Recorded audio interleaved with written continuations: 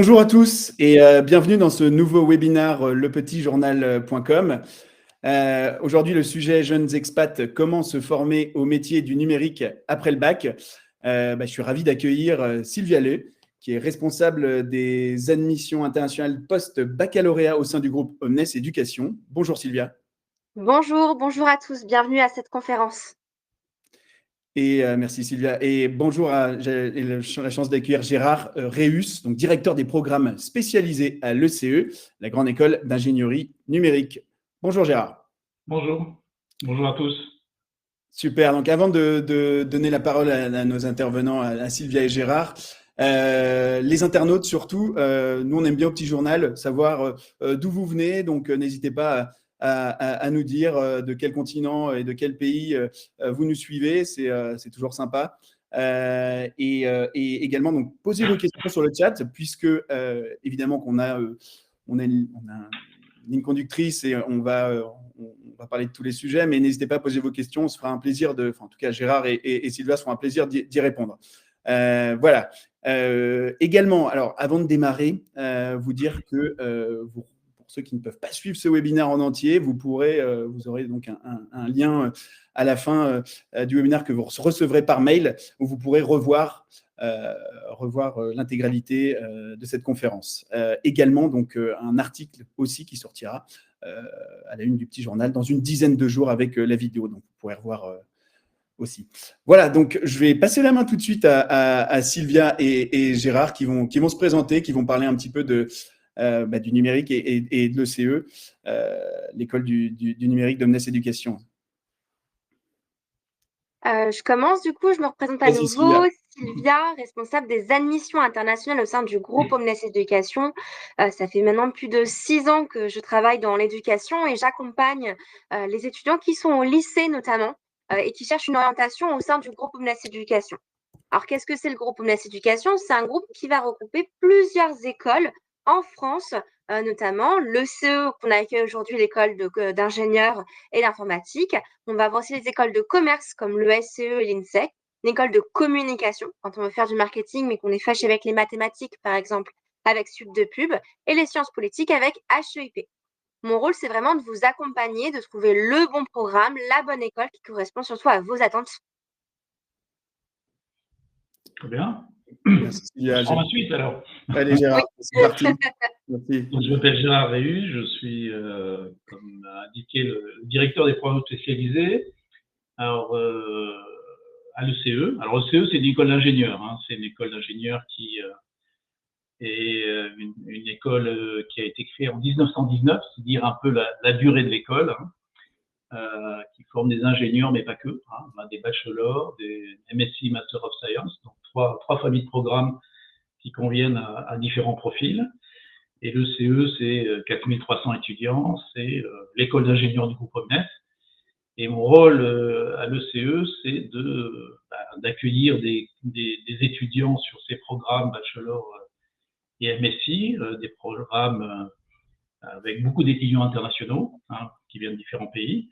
Et mon rôle, c'est avec mon équipe de créer des programmes et d'être en relation avec les entreprises pour adapter les programmes à leurs besoins.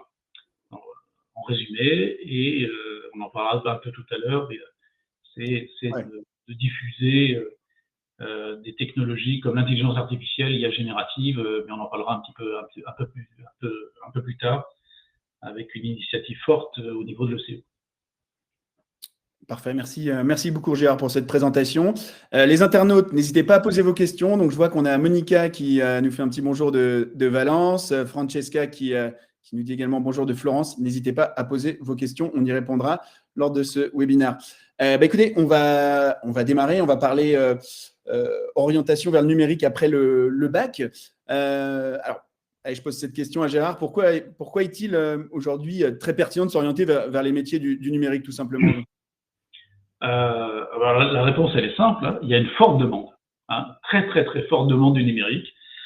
Donc on a besoin de former des ingénieurs, des bachelors, des masters, des bac plus 3, des bac plus 5, parce que les entreprises ont besoin de ces profils.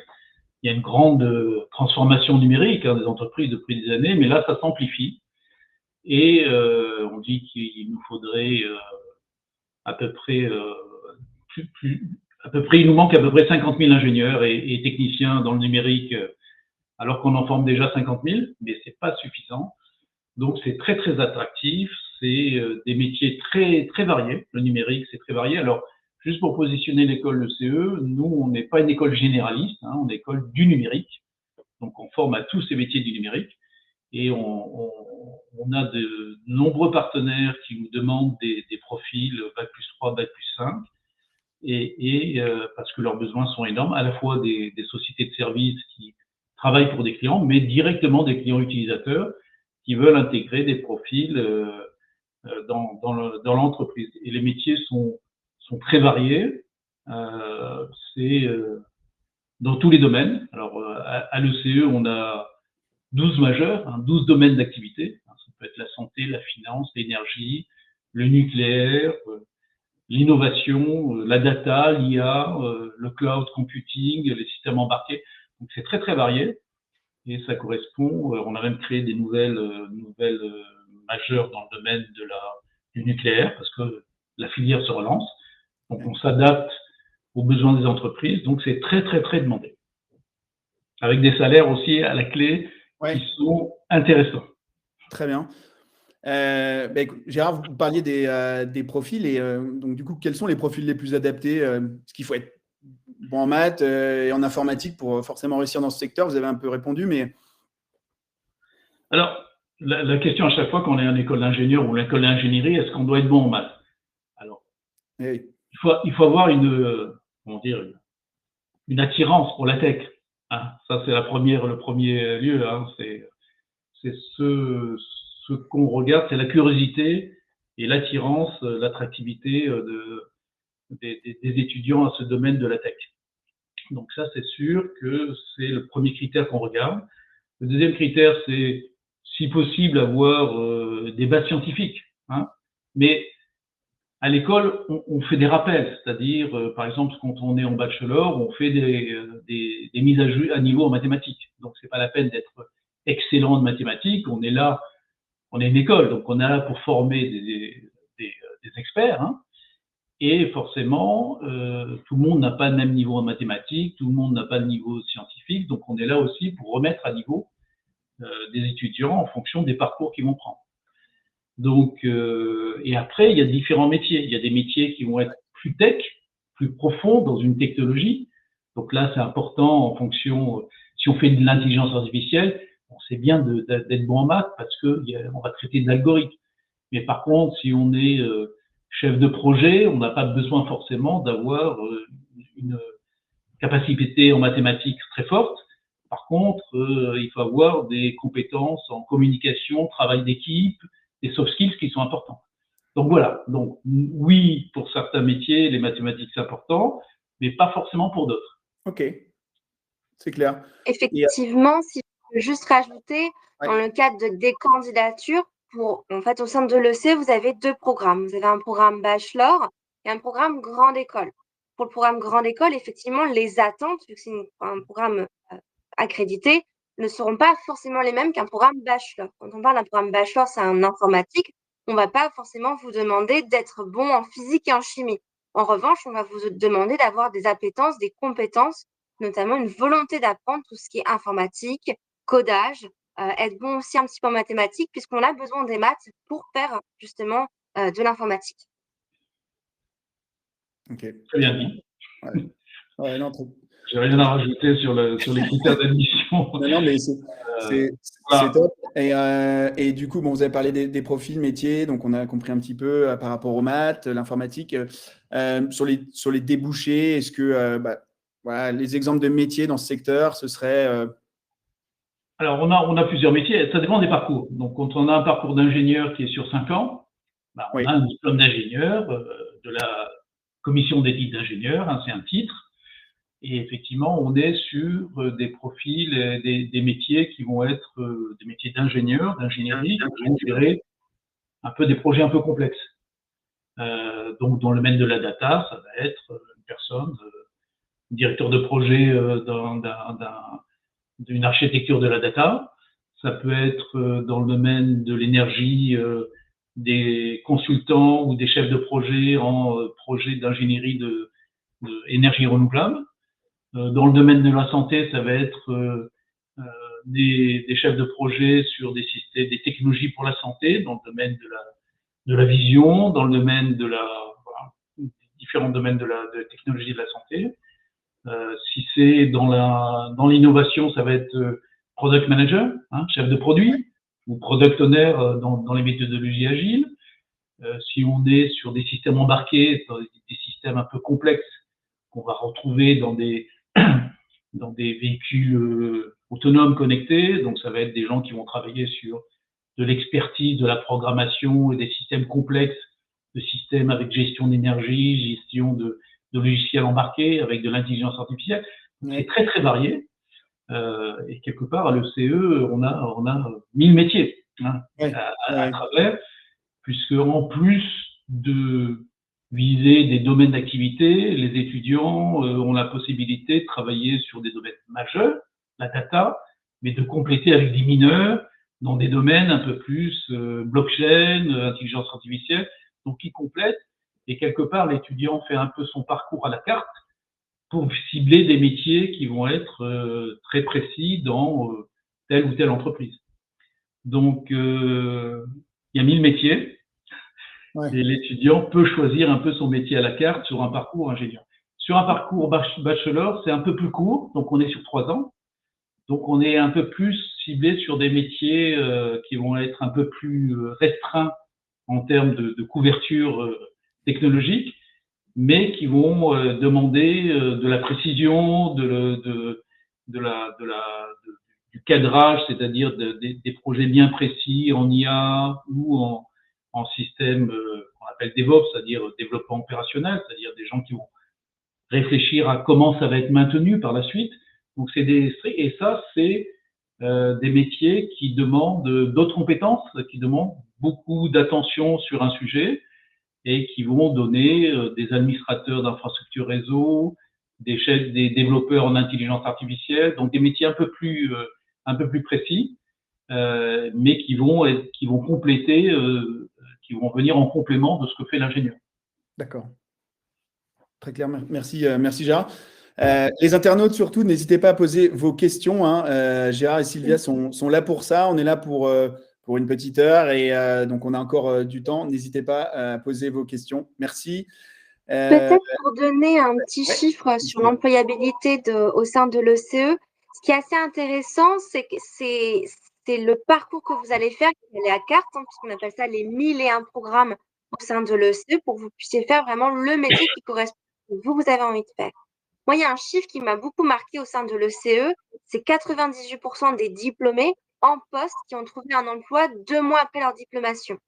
Et ce chiffre, d'ailleurs, l'année dernière, c'était quelque chose de fabuleux qui arrivait à nos diplômés. Il y a une grande majorité de ces 98% qui ont trouvé leur emploi avant même leur diplomation.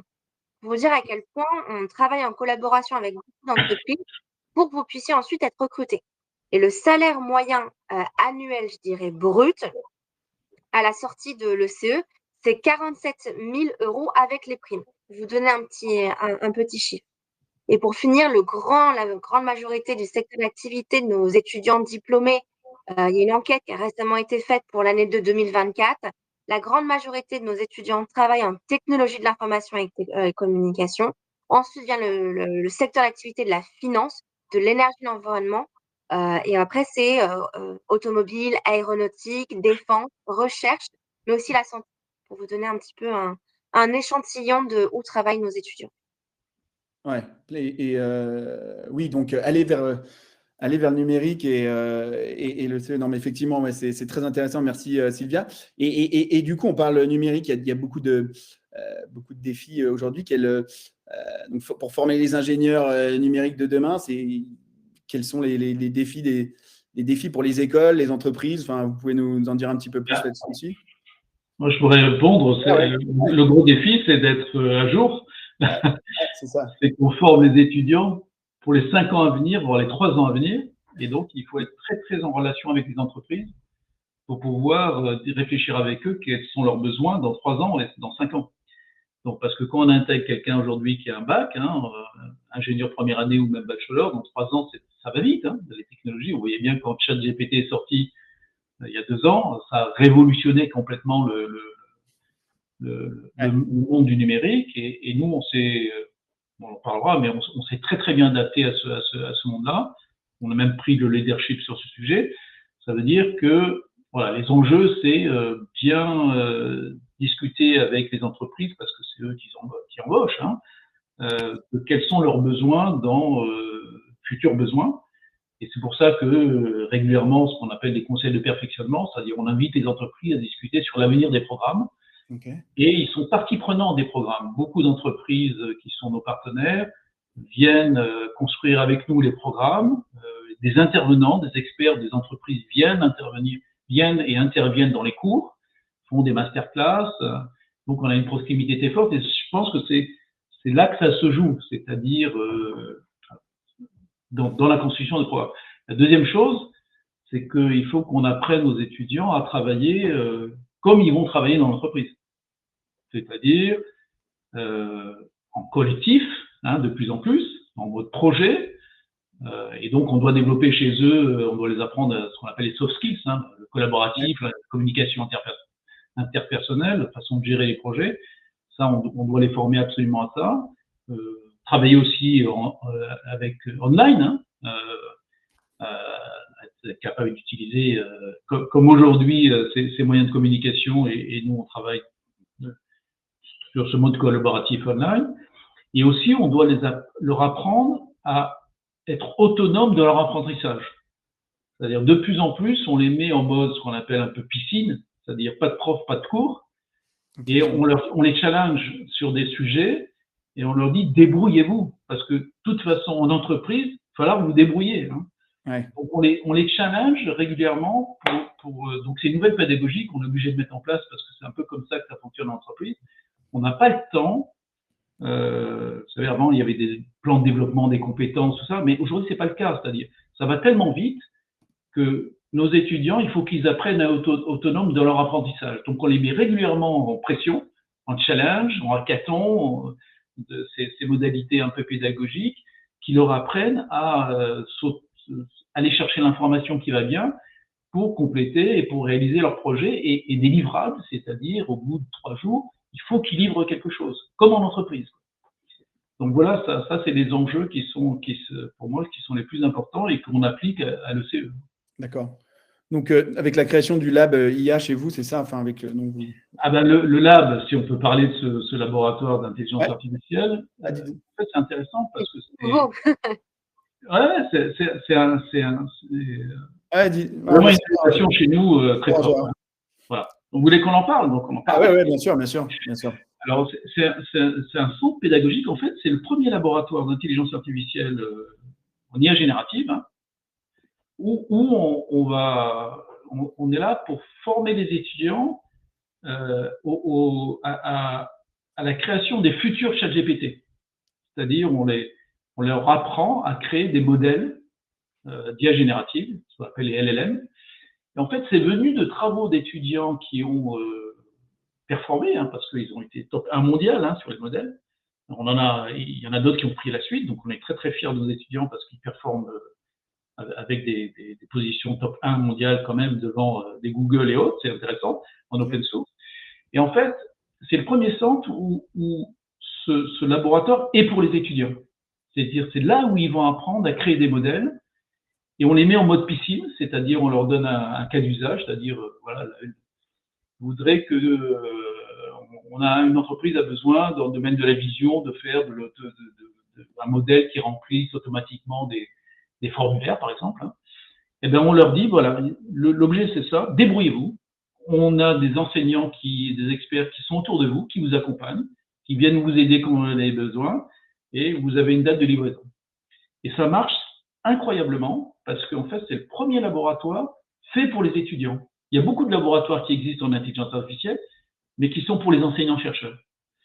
Et ce laboratoire, il est d'abord pour les étudiants, et autour des étudiants, il y a les enseignants-chercheurs et les experts qui viennent les accompagner dans des modes, un mode piscine, pas de prof, pas de cours, on vous challenge, il y a une entreprise qui a ce besoin, faites-nous un prototype et il y a une date de livraison et ça marche. Okay. Et on a investi, alors dans ce laboratoire, c'est pas juste de la pédagogie, on a acheté une infrastructure avec des cartes NVIDIA, ce qui permet de faire travailler des modèles. Hein. On est la première école qui avons investi et d'autres écoles d'ingénieurs n'ont pas cette infrastructure où nos étudiants sont capables de créer les futurs ChatGPT. En fait, on veut les former quand ils vont en entreprise à être capables de répondre aux besoins des entreprises en disant l'entreprise a besoin d'un modèle d'IA génératif, d'un agent qui va traiter une tâche. Eh ben, on a l'expert qui sort de l'ECE, qui est capable de créer le modèle, de l'adapter aux besoins, au métier, et l'entreprise est autonome. Alors, si elle veut acheter ChatGPT, elle le fera, hein, mais elle aura la possibilité, avec nos experts, ingénieurs, experts, de faire leur propre ChatGPT sur un métier. Et ça, c'est très, très innovant. Et les étudiants sont autonomes. Et ça, tous les étudiants de l'ECE ont accès au lab, qu'ils soient ingénieurs, élèves ingénieurs, qu'ils soient élèves bachelor, qu'ils soient élèves master. Il n'y a pas de problème. Celui qui veut travailler sur l'IA générative, ben on l'accompagne. Et d'ailleurs, on a fait des top 1 mondiales hein, sur des benchmarks et on est déjà à 3-4 startups qui vont démarrer. D'accord. Ils n'ont pas fini leurs études, ils sont parfois même en 3e année, ils créent déjà et on les accompagne parce qu'on est aussi un incubateur. Donc, tout étudiant qui a l'esprit entrepreneurial, qui veut travailler sur l'intelligence artificielle, ben on met à ses dispositions tout un ensemble de ressources, infrastructures avec des cartes où il peut travailler sur des modèles et des experts et des enseignants-chercheurs qui sont là pour les accompagner et ça booste leur créativité et ceux qui veulent créer leur boîte, on les accompagne aussi. Super Gérard, merci beaucoup, merci pour cette explication. J'ai une question là de Christian et les internautes, n'hésitez pas à continuer à poser vos questions. Je vois que vous êtes nombreux à être présents, donc allez-y, puisque Gérard et Sylvia sont là pour y répondre. Alors Christian, il a une question, donc dans le cas où l'étudiant n'a pas le niveau requis, notamment en mathématiques, quelle est la meilleure solution pour une mise à niveau? Alors, je réponds qu'il y a des mises à niveau à l'école qui sont intégrées, en particulier pour le bachelor, parce qu'on sait que quand on vient faire ce parcours, on n'a pas forcément les meilleures notes en mathématiques et en sciences. Donc, systématiquement, il y a une mise à niveau en mathématiques. Alors, c'est des mathématiques qui sont adaptées au parcours. Hein. C'est des mathématiques appliquées. Hein. On ne fait pas tous les mathématiques. Et c'est pour ça qu'il ne faut pas trop avoir peur. C'est que c'est des mathématiques appliquées au domaine de la tech. Hein. On ne va pas faire tout ce qu'on peut voir en terminale éventuellement, voire un peu plus haut. On va faire des mathématiques qui sont à l'usage de l'algèbre linéaire, des choses comme ça qui sont très accessibles et qui vont être très, très utiles dans l'apprentissage de certaines technologies. Donc, n'ayez pas peur. Et dans le parcours ingénieur, les 3 premières années sont des mises à niveau. C'est-à-dire que pendant les 3 premières années, on fait des rappels et des remises à niveau sur les sciences fondamentales. Hein, la physique, l'informatique, les mathématiques, qui permettent ensuite d'accéder à des compétences élevées dans le domaine de la tech. Voilà. Donc, en fonction du parcours, on met à niveau et on va former par rapport aux besoins qu'on va avoir par la suite quand on va attaquer les domaines de la tech. Merci pour cette réponse, Gérard. On s'occupe de tout. Ok. On sait que le niveau est très variable. Et alors l'avantage, juste pour compléter, c'est que comme on reçoit beaucoup d'étudiants internationaux, hein, francophones ou anglophones, ils viennent de différentes universités, différentes écoles, donc on sait qu'ils ont des niveaux très très variés hein, dans différents domaines. Donc systématiquement, on refait un alignement pour attaquer, tout le monde attaque les choses de la même façon. Donc, ces mises à niveau, ces bootcamps de mise à niveau en début de parcours sont importants pour nous. Très bien. Autre question de Monica, donc, qui demande donc, est-ce que tout le cursus est en France?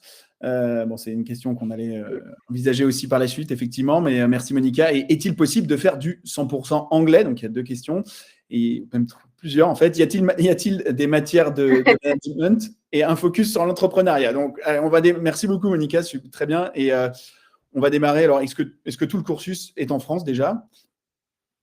Peut-être Sylvia. Alors, peut-être pour la partie, le cursus, effectivement, vous allez avoir la grande majorité du cursus qui va se faire en France. Mais dans le cadre de votre cursus, il existe des échanges universitaires. Échanges universitaires que vous allez pouvoir faire notamment soit dans la deuxième partie du cycle, non pas la prépa, la partie cycle ingénieur, où vous allez pouvoir effectivement faire des échanges universitaires. Il existe aujourd'hui à peu près, si je ne me trompe pas, 120 accords internationaux, dont à peu près 47 pays. Et dans ces 47 pays, il y a 9 écoles qui permettent d'avoir un double diplôme avec des écoles à l'étranger.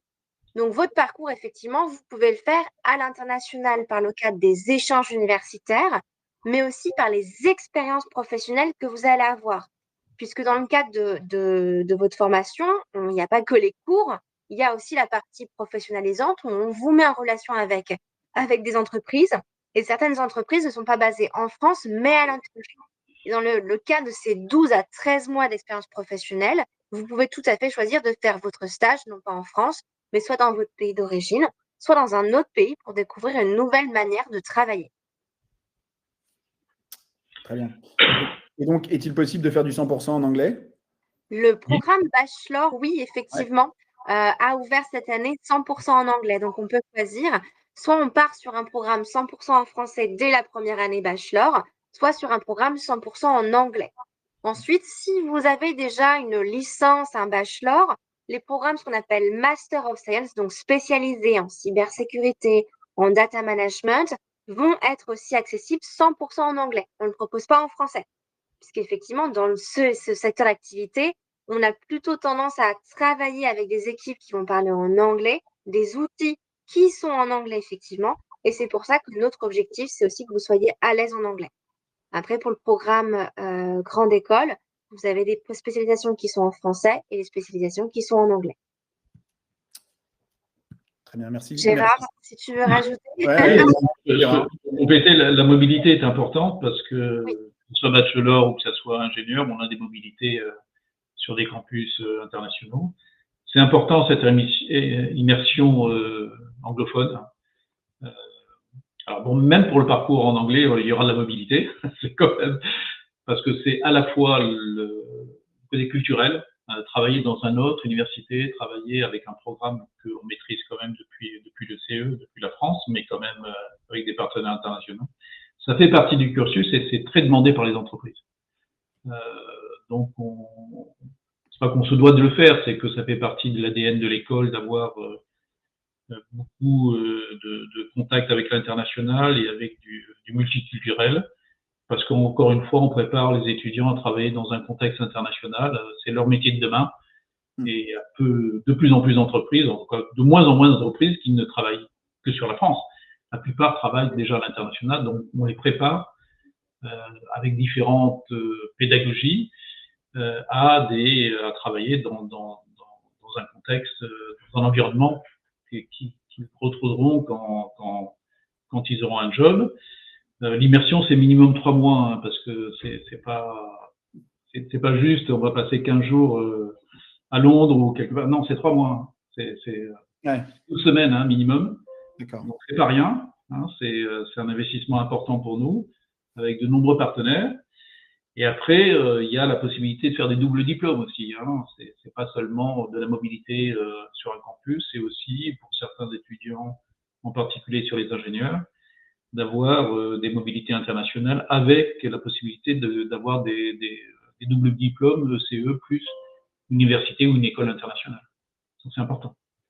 Je dirais même, effectivement, au sein de l'ECE, ce que j'aime beaucoup, c'est que on va effectivement apprendre les compétences dures, ce qu'on appelle les hard skills en anglais.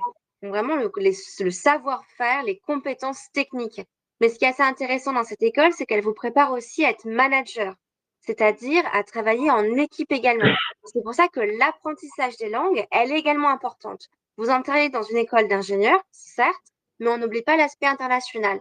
Et c'est pour ça que vous allez avoir LV1 obligatoire anglais, mais aussi LV2, une seconde langue, et là vous avez le choix. L'allemand, l'arabe, le chinois, l'espagnol, l'italien, le japonais. Il me semble qu'il y a aussi du coréen, français langue étrangère pour les internationaux. Donc voilà, c'est l'international, ça va pas aller que dans l'échange universitaire. Vous allez aussi le vivre dans l'école, au quotidien. On a même une association des étudiants internationaux, donc qui accompagne les étudiants et voilà, qui accueille, mais qui communique beaucoup. Il n'y a pas que des étudiants internationaux dans l'association des étudiants internationaux. Hein. Il y a aussi des francophones, des Français qui participent à cette activité. Donc oui, il y a un ADN assez international de l'école. Hein. Donc déployé sur différents formats, mais complètement intégré à la pédagogie. Merci Gérard. Juste, alors les internautes, on est à peu près à la moitié, un petit peu plus de ce webinaire, donc n'hésitez pas surtout à poser vos questions. Gérard et Sylvia pourront y répondre. Sachez que vous pourrez retrouver ce webinaire dans un article qui paraîtra dans le petit journal dans une dizaine de jours, et vous recevrez bien entendu donc le lien du replay du webinaire à la fin de cette intervention, à la fin de cette conférence. Alors, Sylvia, tu avais répondu un petit peu concernant tu as parlé de management. Je reviens sur Monica aussi qui posait donc sur ces questions. Il y avait donc, y a-t-il des matières de management? Donc, j'imagine que oui, vu ta réponse, bien sûr, et un focus sur l'entrepreneuriat. Est-ce que tu peux nous en dire un petit peu plus? Ou peut-être Gérard, je peux en parler parce que je suis référent entrepreneuriat à l'école. Donc... parfait, oui, tout à fait. Alors là, et en plus, l'Intelligence Lab, c'est aussi un incubateur. Donc, oui, on favorise. Alors, il ne faut pas attendre la dernière année hein, pour présenter son projet entrepreneurial. On favorise d'abord, en France, il y a un statut qui s'appelle statut étudiant entrepreneur, hein, avec les pôles pépites qui sont dans chaque région sur lesquels on est adhérent. Donc, on a un environnement, un statut qui permet de faire même son stage dans son projet entrepreneurial. On a un incubateur Omnes qui est présent sur tous les campus qui s'appelle La Fabrique, hein, qui accompagne les étudiants dans leur projet. C'est pas juste les dernières années, hein, c'est une deuxième, troisième année de l'école peut très bien présenter son projet et être incubé. Et il y en a quelques-uns qui le font, même parfois la première année. Je dis d'abord posez vos valises et après on parle de votre projet, mais déjà ils ont d'esprit entrepreneurial. Et donc on a cet accompagnement à la fois de La Fabrique qui est là, qui donne un environnement un peu autour du business, hein, de comment développer son business, comment valoriser son projet. Valoriser, ça veut dire aller faire des concours, aller éventuellement faire des levées de fonds. Hein, et on a de grands projets, de grandes entreprises qui ont démarré à l'ECE et qui sont aujourd'hui, qui ont fait des levées de fonds à la BPI et donc qui sont des vrais projets d'entreprise. Donc on les accompagne. On accompagne aussi l'Intelligence Lab quand c'est un projet autour de l'IA. Et on a des sessions,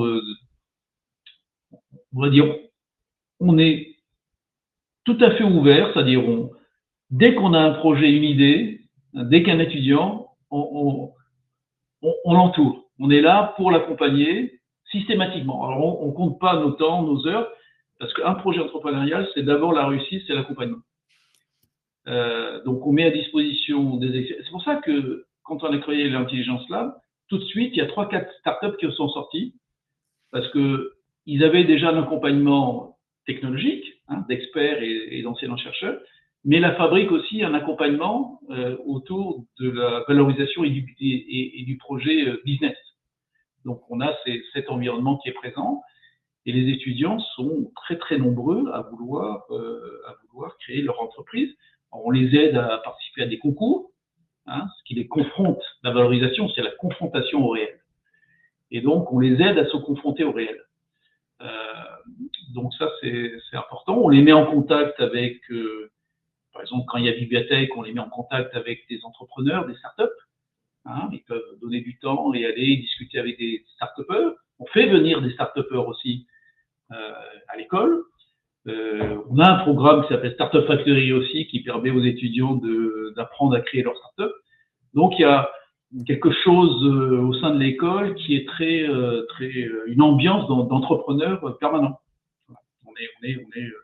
On est baigné dans cette ambiance d'esprit créatif et d'entreprise. Et c'est pas simplement de dire je fais la créativité. On est là aussi pour valoriser le projet et le mettre dans le monde réel. Pour donner un exemple de compétition que nos étudiants font, je ne sais pas si vous connaissez l'OWEC Challenge. C'est un concours qui est assez prestigieux, qui est organisé par OWEC et Innovateam, si je ne me trompe pas. Et là, les étudiants ont participé et ont créé, c'était l'équipe ECE Borg, je crois, qui cette année ont gagné. Ils ont créé une machine avec beaucoup de spécificités voilà, qui sont particulières à l'école et ils ont remporté la compétition. Et donc, du coup, ils ont aussi reporté un chèque qui leur permet ensuite de réinvestir dans la création d'un prototype beaucoup plus innovateur, etc. Donc ça fait partie du quotidien, je dirais, de nos étudiants. Et ce qui est intéressant aussi, je trouve, c'est le lien entre justement la création de start-up, le projet, touché à la matière, mais aussi le lien avec l'entrepreneuriat. C'est-à-dire que, comme a dit tout à l'heure Gérard, vous pouvez intégrer les incubateurs. Mais pour intégrer ces incubateurs aussi, il faut qu'on vous donne la culture d'entreprise. Et c'est pour ça qu'au sein des cours aussi que vous allez avoir, effectivement, des mathématiques, de l'électronique, de l'informatique, vous allez avoir aussi tout un domaine qui s'appelle la formation humaine, où là, vous allez avoir des cours. Comment est-ce que j'argumente et que je convainc? Comment est-ce que je gère une entreprise? Comment je fais ma comptabilité? Je simule des gestions. Vous allez avoir tout ce qui est aussi le droit du travail, la gestion de projet, tout ce qui est développement durable, plein d'autres matières qu'on appelle plutôt les soft skills, les compétences entrepreneuriales, qui vont vous permettre justement ensuite de réaliser votre projet en ayant les compétences, je dirais, d'école de commerce, pour justement pouvoir créer votre projet et savoir le gérer. Alors, pour compléter un peu, on a créé avec l'ECE et d'autres écoles du groupe Omnes des formations spécifiques à l'entrepreneuriat. On vient de créer un programme qui s'appelle l'ingénieur d'affaires, hein, qui peut aussi générer, aller sur les métiers d'entrepreneur avec l'INSEC, une grande école, qui permet de se former à l'entrepreneuriat et à l'ingénierie d'affaires. On a créé un programme avec d'autres écoles de management du groupe, le SCE, un double diplôme sur technologie, management et entrepreneuriat en anglais, qui permet de former des étudiants à l'entrepreneuriat et à la gestion, au management des technologies, un peu recherche et développement, innovation, entrepreneuriat, start-up. Voilà. Donc on fait aussi, c'est toute la force du groupe, hein, de pouvoir mixer ces compétences, ces domaines d'école de management et d'école d'ingénierie et de créer des formations spécifiques autour de l'entrepreneuriat et de l'ingénierie d'affaires. D'ailleurs, ce qui est aussi intéressant, la force du groupe, comme dit Gérard, c'est que justement, vous avez d'autres écoles qui sont présentes, mais aussi les étudiants sont sur le même campus. Vous n'êtes pas que entre ingénieurs, que ce soit à Paris, à Lyon, à Bordeaux. Vous avez dans votre campus des étudiants qui viennent d'écoles de commerce, de sciences politiques, de communication, ce qui fait que quand vous allez créer notamment votre start-up, votre projet, vous pouvez tout à fait aller voir d'autres étudiants des autres écoles en disant « Est-ce que tu veux rejoindre mon projet ?»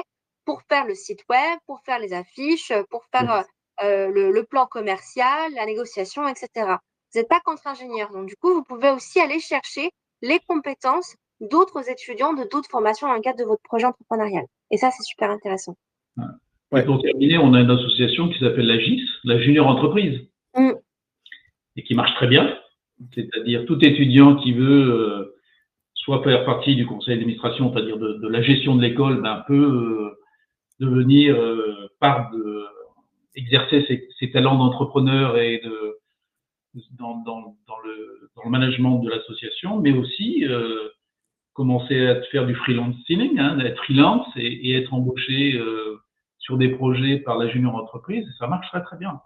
Et cette junior entreprise, elle a de gros projets avec des gros clients, de plus en plus gros. Et c'est une autre façon de se former à l'entrepreneuriat, un peu sur le côté freelance, parce que certains étudiants ingénieurs comme experts, bachelor ou master aimeraient se lancer en tant que freelance, parce qu'ils ont une forte expertise et que ça se vend bien, même en freelance. Et on a la junior entreprise qui permet de faire ça. Donc, vous voyez, ça, c'est choisi un petit peu, je veux être incubé dans incubateur, je veux travailler dans le lab et tester mon prototype, je veux commencer à faire un peu de freelance avec la junior entreprise. Donc, on peut tester ses capacités et ses talents en tant qu'entrepreneur. J'adore ces possibilités sur le campus d'avoir un peu de tout et de pouvoir générer autant de… Voilà, un petit sub de pub qui va m'aider pour un petit sub de pub, un petit ECE. Enfin, je trouve ça génial. C'est vraiment… c'est assez unique d'ailleurs. Je pense que… il n'y a pas beaucoup de campus comme ça en France, en tout cas. Bon, merci en tout cas pour toutes ces informations. Alors, je reprends Monica qui avait des questions. Là, on va être plus sur l'admission. Comment intégrer donc cette école? Et là, on va parler prix de la scolarité pour le bachelor dans le cas de Monica. Est-ce que je laisse… Alors, je vous laisse Sylvia peut-être ou Gérard? Il y a deux voies d'admission, je dirais, pour intégrer l'école. Soit vous êtes un profil, vous êtes étudiant français ou alors étudiant dans un lycée français. Dans ce cas-là, vous devez suivre, je dirais, la procédure Parcoursup dans le cadre du programme Grande École de l'ECE. Le programme Bachelor, c'est sur dossier et entretien de motivation. Si vous êtes ni d'origine française, ni dans un lycée français, vous relevez de la procédure des admissions internationales. Et dans ce cas-là, c'est sur dossier et entretien de motivation. D'ailleurs, on organise, nous, 2 fois par mois, des conférences qui sont comme celle-ci, qui sont gratuites, ouvertes au public et qui permettent justement de préparer sa candidature pour nos écoles, comment rédiger un CV, comment rédiger une lettre de motivation, comment préparer son entretien de motivation en fonction de l'école. Donc vraiment, notre objectif, c'est de vous accompagner notamment sur vos démarches. Donc au cas par cas, moi, je peux très bien faire un rendez-vous avec vous et vous indiquer quelle est la bonne procédure par rapport à votre profil. Pour résumer, je suis français ou dans un lycée français, je relève de la procédure Parcoursup. Je suis étudiant international, je relève des admissions internationales. Très bien. Et si vous voulez contacter Sylvia, donc elle avait laissé un email au début sur le chat et n'hésitez pas à la contacter directement ou vous pouvez aussi nous contacter. On fera la mise en relation, bien entendu, avec Sylvia. Est-ce qu'il y a d'autres, concernant les admissions, tant qu'on y est, est-ce qu'il y a potentiellement d'autres questions, les modalités d'admission peut-être, les profils clés recherchés par votre école. Sylvia, peut-être, est-ce que tu veux prendre la main sur ce sujet aussi, maintenant qu'on y est? On peut avancer. Oui, c'est ce qu'on disait un tout petit peu au début de la conférence. Ce qu'on recherche, ce sont des profils qui sont motivés par le secteur de l'ingénierie numérique. Vous avez envie de travailler dans le secteur de l'informatique, de la robotique, de l'aéronautique, des systèmes embarqués. Tout ça, c'est un monde qui vous fascine et qui vous plaît. En fonction de la candidature, si vous passez par la procédure Parcoursup, il va falloir passer un concours qui s'appelle le concours Avenir. Donc là, il faudra bien regarder les modalités de ce concours et s'inscrire à la fois sur Parcoursup et sur le concours pour pouvoir le passer. Ce qu'on attend d'un étudiant, c'est effectivement d'avoir des bonnes notes en mathématiques, mais ce qu'on va regarder notamment sur le programme Bachelor, c'est la progression de l'étudiant. Vous avez peut-être commencé en seconde avec des notes qui étaient plutôt faibles, mais correctes, mais vous avez une poussée de compétences. Vous êtes investi dans vos études. On va regarder tout ça. Si vous n'avez pas eu l'occasion de choisir en spécialisation l'informatique ou des spécialisations comme ça qui sont un peu rares, ne vous inquiétez pas, la première année, c'est un tronc commun. On remet tout à plat. Parce qu'on sait que nos étudiants ont choisi des spécialisations dans les lycées français qui peuvent être différents, mais aussi à l'international, les cours ne sont pas les mêmes. On n'enseigne pas la même chose et au même moment partout dans le monde.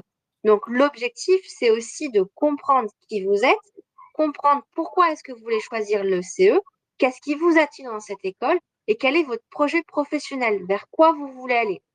Si vous postulez à l'ECE, je vais prendre un grand exemple un peu gargantuesque, et que vous me dites je suis passionnée par les sciences politiques, ça collera pas. En revanche, si vous me dites je suis intéressée par tout ce qui est ingénierie numérique, je voudrais travailler dans tel secteur d'activité, etc., là, on comprend un peu plus votre projet et on peut vous voir vous épanouir dans l'école. Je dirais aussi, vous allez passer par un entretien de motivation et cet entretien de motivation, c'est un échange, c'est une réciprocité. L'objectif, c'est d'apprendre à vous connaître, que vous appreniez également à nous connaître, de vérifier que votre projet est en adéquation avec notre école, mais aussi que vous allez vous plaire dans notre école, que notre profil aussi vous intéresse. Vous voyez, il y a vraiment un échange entre les deux.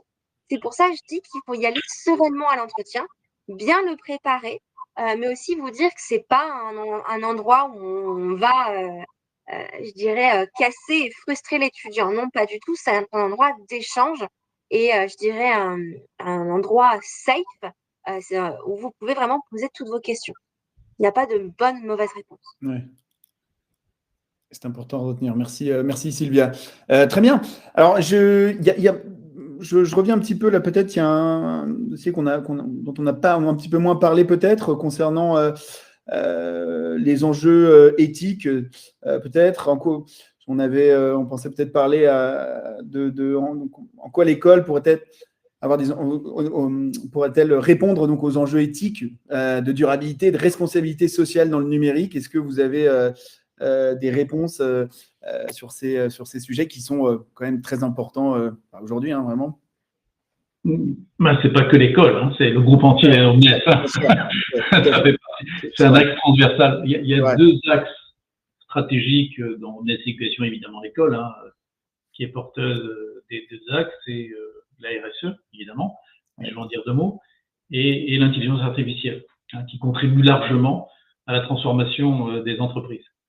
Alors sur la partie IA, on en a parlé, hein, ChatGPT arrive, ça modifie, donc nous on est très en avance, hein, le CE, c'est pas parce qu'on a investi beaucoup dans ce laboratoire, dans la pédagogie également, tout un ensemble de cours transverses aussi, hein, c'est pas que le CE, les CE contribuent, mais le groupe investit beaucoup sur la formation de tous les étudiants en intelligence artificielle. Mais on est porteur parce qu'on forme les experts de demain sur ce sujet, donc c'est un axe stratégique.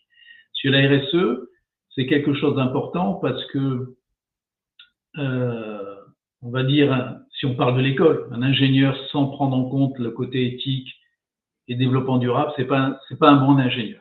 Déjà à la base, c'est pas.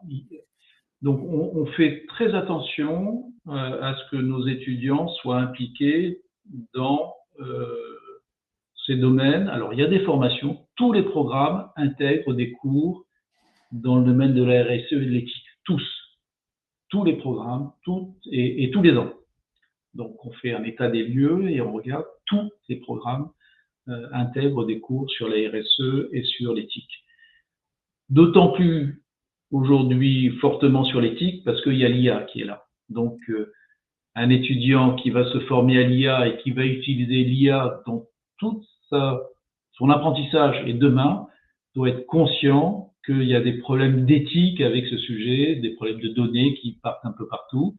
Donc, quand un étudiant va utiliser, et on ne peut pas l'empêcher aujourd'hui, ChatGPT, on est là pour l'accompagner en lui disant attention, dès que vous faites une requête, ça implique quelque chose. Vous allez mettre des données, surtout pas des données personnelles, surtout pas des données de l'école, surtout pas des données de vous, surtout pas vos données ou sur vos voisins.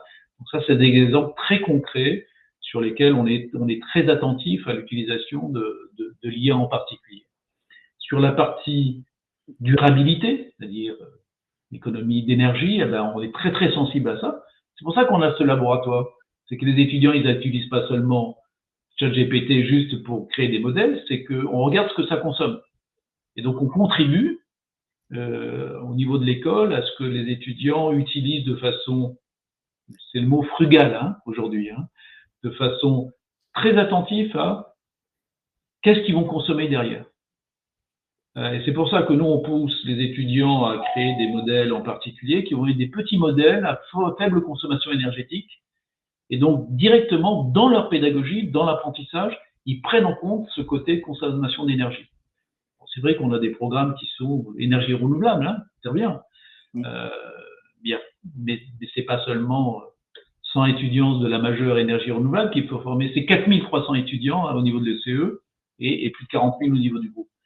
Donc, chaque programme inclut des cours sur la consommation énergétique, sur l'éthique, naturellement. On a des programmes en commun qui s'appellent Shift, toutes les écoles, qui sont des programmes qui vont travailler d'abord sur des projets de développement durable, mais par exemple, des bachelors et des ingénieurs troisième année, des bachelors troisième année, qui vont travailler ensemble sur un projet for good, hein, sur lesquels, et donc, vont prendre en compte tous les aspects de développement durable. Les projets de l'incubateur, en tout cas l'incubateur La Fabrique, c'est un incubateur for good. C'est-à-dire, si un projet qui est proposé à l'incubateur n'a pas un volet RSE, responsabilité sociale et environnementale, il ne sera pas pris. Donc, chaque étudiant qui veut créer son projet, c'est un projet for good, devra développer tout cet aspect qu'on appelle sustainability, développement durable, RSE. Et deuxièmement, et dernièrement, on a des associations qui sont très très actives dans le domaine du développement durable. On déploie la fresque du climat au niveau de l'école et au niveau du groupe. Hein, moi, je suis un des animateurs de la fresque du climat, donc très impliqué aussi d'intégrer dans la démarche, dans la formation, le fait qu'on a un impact sur le climat. Hein, et donc ça, c'est la fresque du climat et tous les étudiants, et c'est l'association Noise de l'école qui porte ce projet, la fresque du climat, et qui est proposé à tous les étudiants de l'école. Et tous les étudiants, dernièrement, et ça ne concerne pas que l'école, mais le groupe entier, doivent passer un certificat, hein, de sustainability qui a été créé spécialement, pas seulement l'Omnes Éducation, mais un ensemble de groupes d'éducation qui avons créé un certificat qui doit être passé par chaque étudiant et tous les étudiants d'Omnes Éducation, en particulier le SCE, doivent sortir avec ce certificat de développement durable avant s'ils ont un cycle de 3 ans. Au bout des 3 ans, ils devront obtenir ce certificat et ils le passeront jusqu'à ce qu'ils l'obtiennent et qu'ils soient diplômés de ce certificat autour du développement durable. Donc ça, c'est voilà, c'est beaucoup d'initiatives au sein de l'école, dans les cours, dans les projets groupes, dans l'incubateur, dans l'obtention de certificats. Pour vous donner un exemple qui m'avait beaucoup fasciné quand j'avais visité le campus de Paris, ça s'appelle Roger le potager. C'est l'initiative de deux associations, c'est ECE Borg, justement, dont je vous ai parlé tout à l'heure, et Noise ECE. Et Roger le potager, c'est quoi? Ils ont fait quelque chose de fabuleux. Ils ont réussi à avoir l'autorisation de Paris et l'autorisation du campus de Paris Omnes Éducation pour créer justement un potager sur le rooftop de l'école. Donc, si un jour vous venez visiter le campus de Paris, vous pouvez tout à fait venir visiter également le rooftop avec le potager. Et c'est quoi l'objectif? C'est de créer un potager sur un terrain, donc créer de la verdure, créer du végétal dans Paris, mais aussi l'objectif, c'est de pouvoir faire en sorte que ce potager il soit connecté. C'est-à-dire qu'il récolte l'eau de pluie, l'arrosage se fait automatiquement en fonction de la météo, en fonction de l'humidité de la terre, de la chaleur, tout ça. Et l'objectif, justement, c'est d'allier les compétences qu'on apprend dans la spécialisation environnement et technologie, par exemple, en véhicules connectés, en système embarqué, pour les mettre à disposition, justement, de ce jardin. Et c'est un projet qui est totalement l'initiative des étudiants pour les étudiants. Et ce qui est assez intéressant, c'est que, justement, les étudiants font aussi des activités pour faire participer le staff. Comment est-ce que ça fonctionne? Comment ça marche? Et c'est pareil sur la pédagogie du Fab Lab. On a des étudiants qui sont venus nous expliquer leur projet, comment ça fonctionne, et nous initier aussi à nous sensibiliser à des activités qui sont RSE. Vous voyez, ça va dans les deux sens. C'est l'esprit un peu maker, c'est-à-dire je fais des choses, je réalise des choses très concrètes Il y a même des étudiants qui ont fait des projets sur comment détecter les insectes nuisibles avec de l'IA. Donc, c'est des projets très, très concrets et qui sont très, très, très utiles pour les agriculteurs, pour l'environnement. Le jardin connecté fonctionne très bien parce qu'on peut acheter même les légumes qui sont produits. Donc, c'est tous les jours. Toutes les semaines, on peut acheter un panier. Ça veut dire que ça produit bien, ça veut dire que c'est bien connecté. Et les associations sont très, très, très. Alors, c'est pas que des associations de développement durable, mais voilà, c'est des associations très actives. Et après, on a une association qui est aussi. Alors, il ne faut pas l'oublier, celle-là, c'est Hello Tech Girl, c'est-à-dire que la féminisation dans le domaine du numérique, pour moi, ça fait partie de la RSE aussi, hein, c'est-à-dire le côté social. Effectivement, on a des associations très très actives pour qu'il y ait de la diversité au sein de l'école, qui sont en particulier par des associations comme Hello Tech Girl, mais il y a d'autres associations qui sont aussi promoteurs de la diversité. Merci beaucoup, merci Gérard et Sylvia. Bon, les internautes, il reste juste quelques minutes, donc si vous avez une question à poser, allez-y. Est-ce que, Sylvia, Gérard, on arrive vers la fin, est-ce que vous avez des suggestions? J'ai un truc à rajouter. On a été vous avez été très complet, merci beaucoup. Est-ce que, voilà, Moi, j'ai juste une conclusion, c'est juste se rappeler que l'école de CE est une école accréditée, c'est-à-dire qu'elle a des labels, commission d'éthique d'ingénieurs pour les diplômes ingénieurs, conférence des grandes écoles pour les masters, France Compétences pour les bachelors en apprentissage. Donc, tous ces labels, Calliope également, tous ces labels de qualité de la formation, c'est important dans le choix d'une école. Ouais. On dispose de tout un ensemble d'accréditations, de labels, d'agréments qui me semblent importants quand on doit choisir une école. Voilà ce que je voulais rajouter. Très bien. Et peut-être le mot de la fin, si vous avez besoin d'un accompagnement personnalisé, n'hésitez pas à utiliser toutes les ressources que nos écoles vous mettent à disposition. Les conférences comme aujourd'hui, les portes ouvertes. Si vous êtes de passage à Paris et à Lyon dans nos campus, n'hésitez pas aussi à me solliciter si vous voulez faire un point individuel pour vérifier la cohérence de votre projet, vérifier si ça peut aller en adéquation avec notre école et surtout vous accompagner pas à pas dans votre arrivée en France, puisque l'accompagnement, il va se faire à partir de votre candidature jusqu'à votre diplomation. Et bien après, puisqu'il y a plein d'événements qui sont créés dans l'école. Mais ce que je veux dire, c'est qu'on ne vous laisse pas tout seul dans votre arrivée en France. On vous accompagne pour le visa si vous en avez besoin. On vous accompagne pour le logement s'il y a besoin également. Il y a un séminaire de rentrée spécialement pour les internationaux qui est réalisé une semaine avant la vraie rentrée pour justement vous préparer, vous rencontrer et que vous soyez pas tout seul le jour de la rentrée. Vous connaissez quelques têtes, je suis vu avant, je te connais, et discuter. Comme ça, vous n'êtes pas tout seul. Et surtout, les associations qui seront là aussi pour que vous fassiez autre chose qu'étudier et travailler. Vous sentiez bien aussi au sein de l'école. Parfait. Merci beaucoup, Sylvia, pour ce dernier mot. Merci, Gérard. Les internautes, surtout, alors bon, vous allez recevoir là dans quelques minutes le lien avec le replay de ce webinaire. Et j'ai dit quelque chose de fou tout à l'heure. Je vous ai dit que l'article serait publié dans une dizaine de jours, mais non, il sera publié avant. Hein. Il sera publié avant d'ici peut-être 2-3 jours. Donc voilà, vous aurez la chance de pouvoir regarder ce webinaire à nouveau ou de le partager, bien entendu. On sera aussi partagé sur nos réseaux sociaux. Donc LinkedIn, Facebook et Instagram. Voilà, merci beaucoup. Merci Sylvia, merci Gérard et à très vite. Merci. Au revoir. À très bientôt. À très bientôt. Au revoir.